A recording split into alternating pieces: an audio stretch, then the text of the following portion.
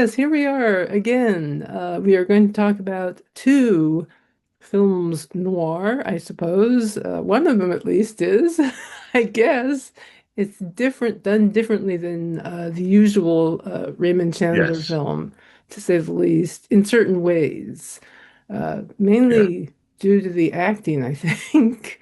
But we can talk about that. We're going to talk Yes. about the Brasher Doubloon, Doubloon from 1947, as well as The Falcon Takes Over from, where was that, 42 or 43? 42, yes. 42. All right, so let us get started. Would you like to try to summarize what the heck these things are about? Probably should just introduce ourselves at the start and say I'm F.R. That's good. Jameson, author of the screen Siren Noir, and you're Debbie Mack. Yes, I am. Indeed, I am Debbie Mack, author of the Sam McRae and Erica Jensen mystery series. If you look carefully, there are two of my books back there next to a firefighter's retirement manual. So enjoy, uh, enjoy the view, what you can see of it. Um, Anyway, the Brasher Doubloon, Philip Marlowe's hired to he goes to the house of a sort of old dowager who a coin she possesses, which is very valuable. She has been well, someone has called her up to see if it was for sale, and she's discovered it's missing. So he's hired to find this coin, which leads to all kinds of confusions and murder, and there's clearly a very dark secret going on in the background. And then you have The Falcon Takes Over, which isn't a Philip Marlowe film. Okay. It belongs to the kind of thing you don't really have anymore, which is television very much killed off in the 50s, which is like an ongoing series. And not like a series like James Bond films where they are sort of like big epic things which are two, Serial 3 years apart. movies. Yeah, but essentially episodes of a TV show Hmm.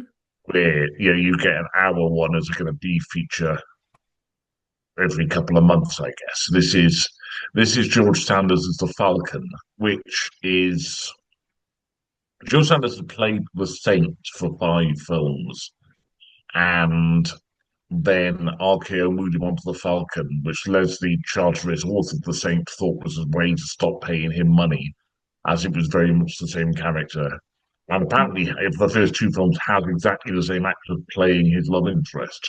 So it's not like RKO were attempting to be um, hide this. But anyway, this is the third entry, and I didn't know, I didn't realize this, but in the credit, I knew it was based on Queer One My Lovely, but Raymond Chandler's actually credited on this. So rather than a what's in book and what's in the other films, Moose Malloy going to a dive bar. As a black bar that's full on hard times.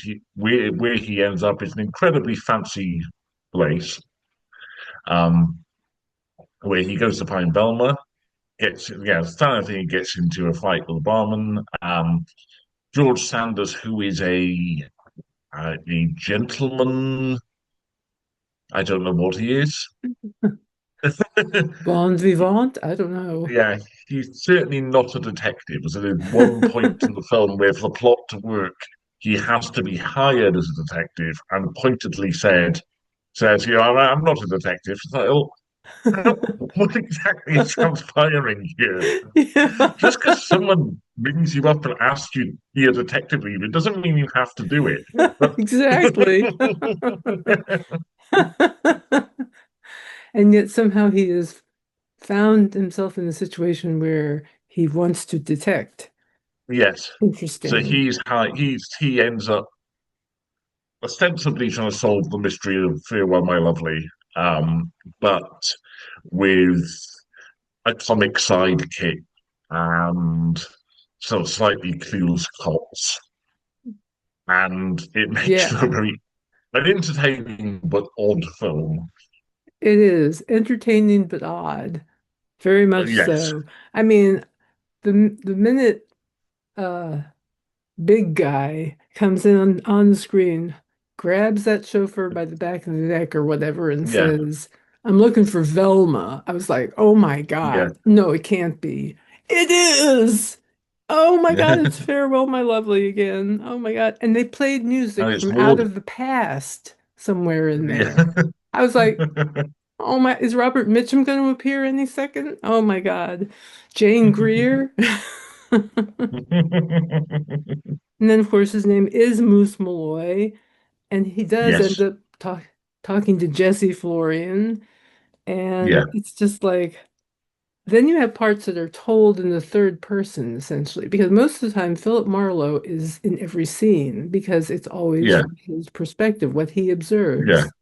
But in this movie, you have the comic relief with the chauffeur doing Yeah. goofy things and getting involved in goofy situations. And those are completely, the Falcon's not even there for those. He just tells the Falcon about it later, or whatever. Bearing in mind this film is only an hour long, but they Yes, have the whole that's plot another of Farewell thing. My Lovely, and are also putting comic interludes in there as well. I know. I mean, it's really rather remarkable. That's what makes this movie so much fun. It's like I recognized the whole thing, but it was totally different. And Yeah. with this twist of humor that just takes it into like we're somewhere between the 30s and the 40s, folks. It's like Yeah.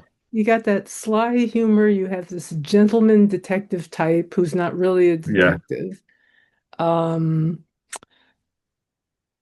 Well, and I just to say loved that, go ahead. say that as Bruce Malloy, it's Ward Bond, who is in numerous John Ford films, and Yes, apparently he was a very unpleasant man in real life, but for well, but he makes a very good Bruce Malloy. he Um, does. he's very, he really sort of nails that character, and that's part of the reason that makes the film so weird is that he's in a Raymond Chandler detective noir story, and no Yes. one else really is. Hmm. So everybody else is in top hat and tails and Yes. or doing comic bits. And then you go to this really weird, darker other movie that's also taking place. Exactly. Yeah, Yeah. And it's like a Hitchcock movie. It reminds me of yeah, I think it no, no, no, wait. It's the other movie that reminded me of a Hitchcock movie, The High Window. yeah, Anyway, yeah. I'm getting them Now, confused now. But now watching this, having watched two other adaptations of Fear While My Lovely, it's like a kind of a thought of like Tom Stoppard's Rosencrantz and Guildenstern are Dead, of just kind of you could have a version where on the night of the Farewell My Lovely, Bruce Malloy actually goes to two bars to find Belmont. He goes to the one where he encounters Philip Marlowe, and then he goes to this other fancier place where you have this more slapstick stuff going on as a consequence. The two can kind of really, interconnect with each and other. somehow the two got together. It's all very bizarre. Like in the Yeah. background of Farewell My Lovely, there's this other comic caper going on that Philip Marlowe remains unaware of for the entire length of the story. And I thought it was kind of interesting that Amthor turns out to be a psychic in this one. Yeah, Not a yeah, doctor who's drugging people. yeah. Um, this is all part of some big psychic scheme. Some weird psychic scheme is going on. Well, it's to give something scary for the comic sidekick to react off, isn't it? If Hmm. it's just a, yeah, if it's Scary just a without doctor, going then into drugs yet. yeah, yeah. He gets to sit in like a room and do some wide-eye gestures, and Oh yeah, I can't it's very, very, recall. I'm sorry. it's very kind of sub Three Stooges type, Yeah. batting away whoever's in front of him. Yeah. Yeah, exactly. I can't recall a single Philip Marlowe movie in which Bogey or um, Dick Powell or any of them would say cheerio. I was just like, cheerio. When that came out of his mouth, I was like, whoa, there's an expression you don't hear too much. Can I just imagine Bogart doing it with when he's got the spectacles on in the bookshop and he's Yeah, asking for that would be funny. yeah, That would be really funny. yeah. Oh yes, perhaps bookstore across the street. Cheerio. And it would figure for Raymond Chandler, who was educated in England. Yes, a very well-renowned school in England. Was it Eton? No, it was Dulwich College. Oh, I don't know anything about it. Dulwich College was where PG Woodhouse was 10 years older than Raymond Chandler, so they didn't connect, but PG Woodhouse had also gone there, Huh. as did the kind of the slot English horror writer Dennis Wheatley. Hmm. So as Raymond Chandler would say, I am neither the best nor the worst writers who have gone to my school. I like that. I like that about Raymond Chandler, that he was kind of, Yeah, you know, not taking himself but too seriously. yeah, he and Woodhouse would write to each other in later life. And I think they both enjoyed the cricket, so they would be poring over Dulwich cricket's results. Oh, wow. Cricket. There's a game that I have yet to understand. I just Yeah. know it involves wickets and bats and pitches and Yeah. balls, but it's not baseball. Yeah. So George Sanders is he's played the same 5 times, and I think this is his last Falcon film. His next film is The Falcon's Brother, where his own brother takes over as the Falcon. Hmm. So he leaves and he goes on to Oscar-winning career, and I mean he's already by this point been in Rebecca. So it's yeah, I always feel it's a bit odd that he's is slumming it the right term, but he's a no yeah, Rebecca's a big Oscar-winning film, so he's already been in quality stuff. Yeah. I just feel yeah. And I did wonder if suppose whether he is somewhat phoning it in, I feel. He Well, he's doing George Sanders just beautifully. yes, yes. Yeah, he's What? doing but this what makes it a interesting contrast with the Brasher Doubloon is that George Sanders, even when he's not really trying, is very charming and sort of very Um, yeah, he's very affable. And then we get to George Montgomery, which is kind of how would a Yeah. Philip Marlowe film look like if Philip Marlowe had no charm whatsoever? Yeah, pretty much. Yeah. There just was no spark, no real charisma there. No, It's weird how similar it is in so many ways to The Big Sleep. yeah, You've got this, I think I started off writing VO narration, big house, cute girl, snappy patter, yeah, kinda.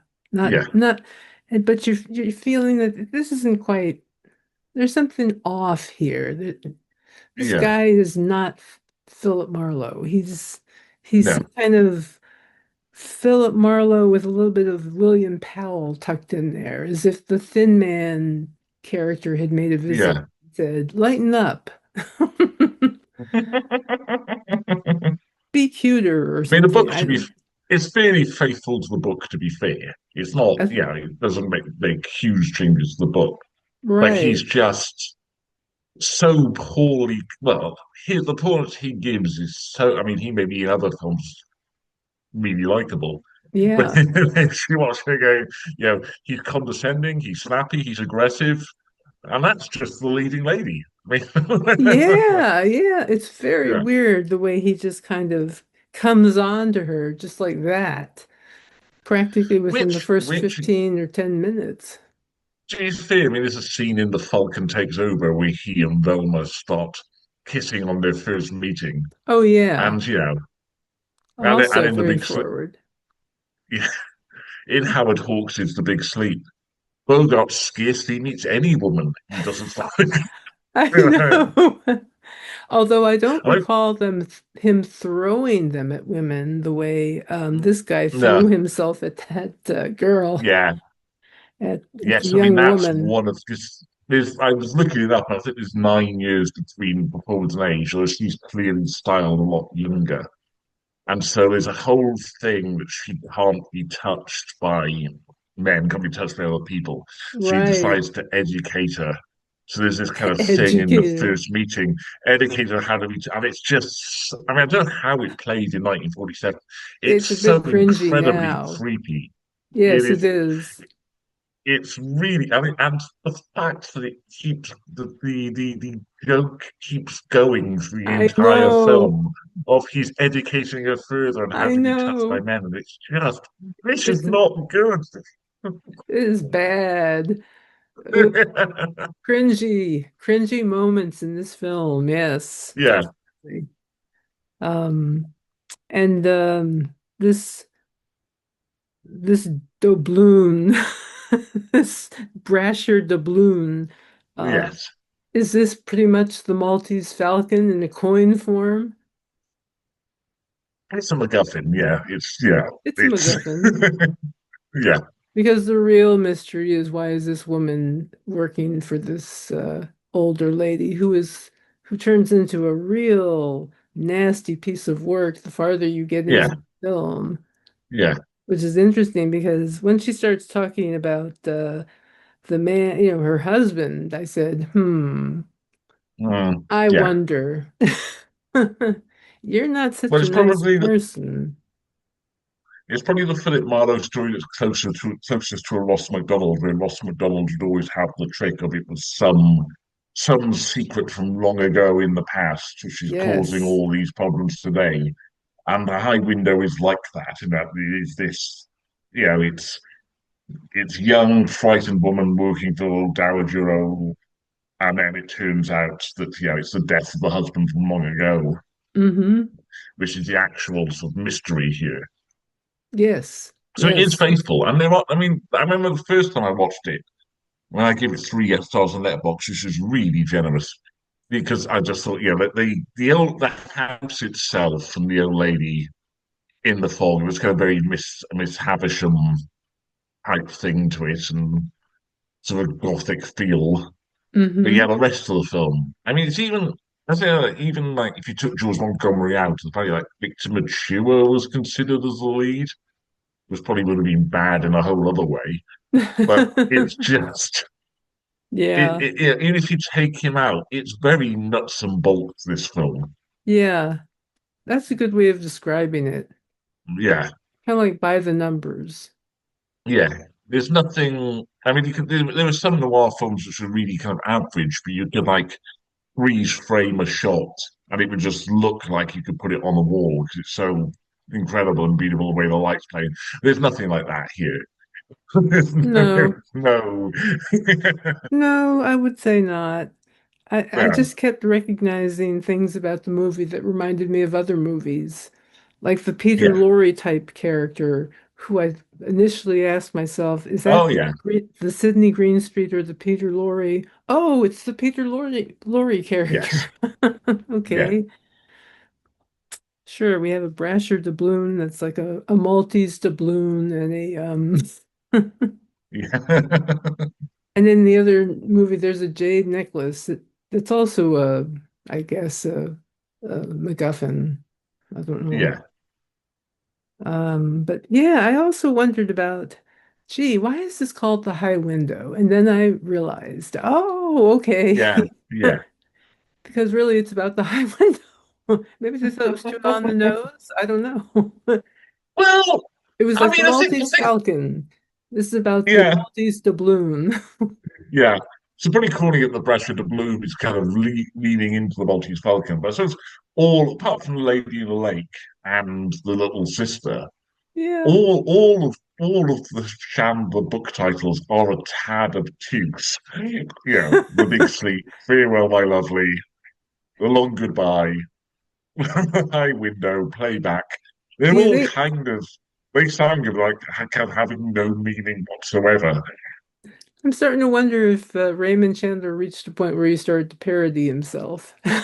Yeah, Or maybe just borrow from everybody else and just say, yeah, I'm yeah. I'm out of ideas. I'm just going to borrow from Hammett, and I'm just going to borrow from this person. I don't know. Well, I mean, that's how he But started, though, wasn't it? It was there's certain he's themes that writing for the mag. repeat themselves, though. Yeah, like He the started writing girl for in trouble. magazines. Hmm. Yes, yeah. I say he just sort of writing for magazines. And it was, he was self-consciously copying your Hammett's, your Elmore Lemon's, kind of Exactly. get his own style in that. So yeah, I mean, this is interesting that we're going to end next time with the Long Goodbye. Mm, It's a very different film, but it's also the only book, with the exception of Playback, there's kind of like you have this series of books in that Big Sleep's 1939, and then you have the others in the 40s. They're all kind of written very contemporaneously with film noir. And A Long Goodbye is slightly afterwards. Well, it's still in film noir, it's like 52, but it's like after Raymond Chandler became a critical darling and had pretty much all his other work adapted. hmm. Yeah. Yeah. Yeah. So it's almost like they didn't really it's like it's almost like the director almost phoned it in a way Yeah. because it doesn't really take a lot of chances, I suppose, in terms It of doesn't take any chances. I mean, going anywhere new. yeah. Yeah. We did, George Montgomery's brother was Robert Montgomery, whose Hmm. Cruise with Marlowe we did last month. Um, They certainly took some and chances there. he took some chances there, but that's kind of bad, but in an interesting way. Hmm. There's a lot to talk about with that. Right. It's Reasons why like I ended up watching The Falcon Takes Over. It's like because there's not a lot to say about the High Window, the Brasher not Doubloon. a lot. Apart from it's not that good. I did have to notice at the end that the reporter who pretended to be a reporter in the next version, Yeah, but the real reporter in this one, his girl Friday, so to speak, yeah. was named This Annie is this is the Reardon. Falcon. Yeah. Annie Reardon. I never even knew the character Annie Reardon until I watched the Philip Marlowe episodes on TV with Powers Booth. Okay. I was like, oh my gosh, that's Annie Reardon. That's the Annie from Bay City. Yeah. Yeah. So I was like, huh, how about that? Never made that particular connection before. I haven't read She's those quite. I mean, books. yeah. Mm. I mean, she's quite good. Falcon takes over. I left out as well as the Clueless Cops and the Comic Psychic. There is a plucky girl reporter as well. Yeah, I like that. I love that. Yeah, Yeah. Actually, the more I think about it, I mean, as I watch it, go, this is quite fun. Actually, it is they do fun. do the plot of Farewell, My Lovely, and cram a whole other load of stuff in there as well. Oh, I'm yeah. amazed. I'm amazed there isn't a musical number. I mean, it's the Yeah, kind of thing you expect to stop halfway through and have George Sanders sing a song before continuing on. that would be hilarious. Philip Marlowe sings, but he's not Philip Marlowe. He's the Falcon, so he can He's very sing much not Philip Marlowe. No, very much. He's not a detective. He's very he's not clear a about detective. that. Yeah, And he's I mean, promised his fiancée that he won't get involved in any criminal things. This sounds very Thin Man to me. yes. I mean, it's like the Saint as well, and the Saint is kind of The Saint, the yeah. Saint is this kind of gentleman thief, but is stopping Yeah, crimes. There's a kind of real vagueness to what the Saint actually is, and it feels the same with the Falcon as well. Yeah, there's you kind of watch it and go, what is this? What is it? I mean, yeah, he's your idle rich, sit around idle solving rich. crimes. Yes, very Yeah, 30s, very yeah. 30s. So, We know that from the 1% these days. They can't stop themselves doing good.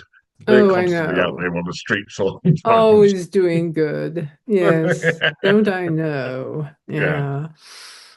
Yeah. But yeah, it's very interesting to compare these movies with movies that they're like Yes. and to each other, which is they're just both extremely interesting kind of oddities, if you will.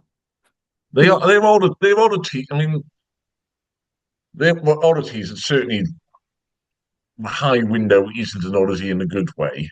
Not Um, and particularly. and Falcon Takes Over is not an oddity that would please purists, and neither of them are oddities in the way the Lady in the Lake is oddity, which is just this kind of you can see what they're trying to do with Lady in the Lake, but it's like this isn't working. Ain't working. How have you not noticed this isn't working? And it's just like, Nice and try, how but yeah, yeah. nice try, but the Lady in the Lake, you could at least say someone took a lot of care over this. Someone worked hard to try and get this visual Hmm. on the screen. But you don't get that sense of Brasher Doubloon. Anybody is overly No, no, it's more like let's get committed to this this. thing made. Yeah, George Montgomery. Okay, I'll have to take yeah. any Montgomery at this point. That's terrible because I don't know. He might be a wonderful actor. I've never seen him in anything else. I mean, I don't know either. Yeah. I was looking at his credits, going, "Yeah, I don't know any of these films." I mean, Maybe maybe he just chose poorly. I don't know. yes. Well, it's like all leading men of the 40s, the ones you don't know that well. You look Hmm. at them and there's like a dozen westerns in there. And they're like, Exactly. can you be bothered to go back and, and dig out, Passage to Santa Fe and go, I'll watch this now. You know, Glenn Ford and George Montgomery are in it, or It's whatever. And then I'm interesting. making this film up. So, It's interesting, because old movies can vary in quality so yeah, tremendously. as for new movies, it's As with late to new the game. movies, but there Yeah, were just so many of them made back yeah, then. That's the yeah, thing. There were so many. So if anybody could pull off a really good movie back then, I think yeah, that's, back then you needed a studio behind you and all that kind of yeah, stuff. Boy, I mean, just things were just so different then. Well, now bad things are being made all over the place. yeah, And sometimes you have to really be careful about what you choose to consume, I think, yeah. and how That's where the you, kind of the auteur theory came from of that kind of there were certain people in the studio system who seemed to be able to elevate the material yes. above what's in the Brasher Doubloon, for example. I mean, Hmm. the Falcon film is slightly different in that you've got a conveyor belt there, and it is closer to what 10 years later would be television. Hmm. Yes. Even 10 years later, that would be the episode of a TV show. Yeah, exactly. Yeah, yeah, It would be it like wouldn't be. one Yeah, episode in a continuing series they could have done yeah, yeah, easily. yeah. That's interesting because It's he only an was, hour long. yeah, he So was the saint, but he stopped being the saint. Did anybody take yeah, up being the saint in the movies after him? Did I Roger think it Moore? was a man named Lewis Haywood, and they all got started being made in England, I've heard that and then name. that stopped, and then it was on radio, and then it's Roger Moore, I think. Was he in the movies as the saint, or is it just No, he was television? just in the TV version, but I Because I think they remember may the have, TV show. yeah, they may have Man from Uncle style cuts, like double episodes into movies and Hmm. release them somewhere. That's not in. I think there are, yeah, I think there are like Saint films like that. But if you put them on, you'd see very quickly that this is made for television. That's funny. Yeah, Made for TV movies back then. but Interesting. it's like all the Man from Uncle episodes. It's like a two-part. They'd all be cut together and released in cinemas in Europe. Hmm. They I don't didn't hash know in on the that. James Bond thing. Yeah, Wow, I didn't know this. yeah, There's so much I don't know about European cinema, television. yeah. Well, I mean, this is really on a tangent, but that's how I knew Man from Uncle as a child was more from the film versions of the TV. The TV show wasn't shown, but you get like, you know, the Man from Uncle, one of our spies is missing. 2 hour film on TV. And that's how you see it. Oh, wow, that's really Yeah. interesting. I, I'm sure they did the same for the Saint as well. They probably did a couple of Saint films and Probably. He's a I character just that's remember kind of the show. I loved the yeah. show. I There's loved kind of a character Rosamund. who's died away. Yeah, certainly yeah. the Falcon, which is also based on a book. But I mean that's an obscure figure. Actually, there's a character that reminds me of the Saint that has been I've been seeing on Netflix. Lupin? Oh, Lupin, yeah. Yeah. I think Lupin predates the Saint. Uh-huh. So I think the book the I think Lupin is more contemporaneous with Sherlock Holmes. Mm-hmm. And the only Lupin book I've ever read was a clever getting around the copyright where he met Sherlock Sholmes, and Sherlock Sholmes was pursuing him across Paris. I love that. That's Yeah, great. yeah, I have to think about that one. okay, Maybe I'll come up with something based on Lupin and Sherlock yeah, Holmes or Sherlock Holmes because he's in the yes, public domain now, along with the Maltese Falcon, if you can believe that. I know, Hmm. but yeah, it's so we can. That's one of the reasons why I suggested doing the two films. That I knew we didn't have much to say about the High Window. We don't actually have a huge amount to say about Conquer Takes Over either.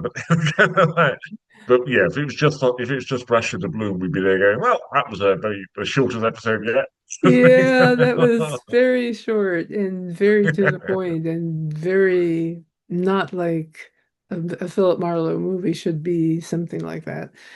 Yeah, And yeah, if you didn't see the twist coming at the end, you haven't seen enough movies. I mean, it was pretty much like, yeah, I've just been waiting for you to say this, lady. yeah, Yeah, we know. She's been abused by you, yeah, misled, etc. It's all very, captured woman in the house, big sleep, yeah, blackmail, gambling, big sleep. yeah, I'm just like, I don't think there's any porn in this one. So, yeah. To be fair, it is quite faithful to the book. hmm So I think don't think I mean he's such a good writer you don't necessarily feel that in the book. yeah, You know, yeah. Well, so next time we would do the long goodbye. Long Goodbye. Long Yeah, Goodbye. that's the only one left, I believe. That's the only one left, huh? Yeah. So we will And I say a feel I have long goodbye. not having seen it in a long time, I feel I have more positive feelings towards than you do. But we'll see what we'll Well, I see what the haven't seen rewatch it in a does. while. And Yeah. probably there are parts where I'll just go, do they have to be so violent? But I'll deal with it. I can deal with that. Of course, I cringe every time somebody on a in a movie or TV show sticks a needle in their arm. Yeah. Ah, I can't look at blood anymore. It's weird. I'm just, Yeah. unless it's like campy, like Yeah. Pulp Fiction, I can watch anytime. Okay. People are dying all over the place there. I can watch it Someone has anytime. their head blown off. Someone has their head blown off. There's a Yeah. dead guy in the trunk. I'm fine with Yeah. that. But something about watching actual like simulated surgeries, uh, uh, Yeah. childbirth, forget it. I don't want to hear your screams. Oh, I don't know what it is. I can't watch medical shows anymore. Okay. Hmm, that's what it kind of comes down to. But I can watch old horror movies, and I love to make fun of them too. They're so easy to make fun of. Yes. We're getting off topic of noir, but that's Yeah. okay. It's movie. Well, it's what we were off the trot our section of films this month. So long goodbye next time. Long goodbye next time. Uh, Sounds like a yes. plan. So With I've been F.R. Jameson. And I'm Debbie Mack, and I wish you a great rest of your month until we come Yes. back with more on the long goodbye, where we Yes. The will final Chandler. say the final the final chapter of the Chandler review saga, Yeah. discussion saga. Yes. Yes.